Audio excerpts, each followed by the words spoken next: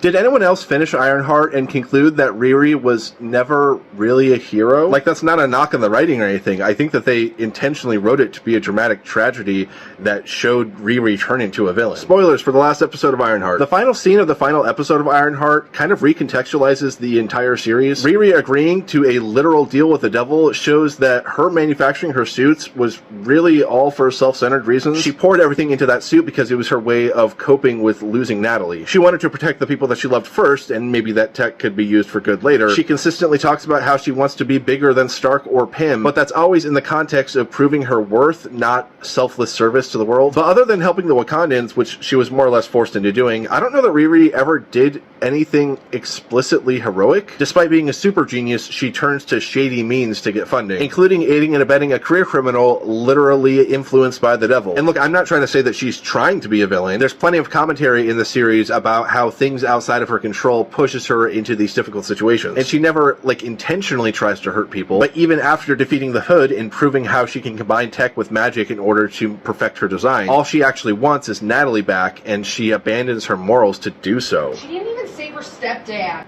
Yeah. Now, of course, this is not the first time this has happened in a Marvel Disney Plus show. WandaVision is another series about a woman dealing with grief following the death of a close loved one by creating things that satisfy her and unintentionally hurting other people. So, like, I think Riri's sort of Walter White-esque downfall is kind of an intentional tragedy in the story. I don't know, this is just my analysis, I could be completely wrong. If this was really what Marvel was going for, I have to commend them for taking risks and going this direction. I'm not really sure that I loved the series as a whole, but I am curious to see when and if we see more of this character.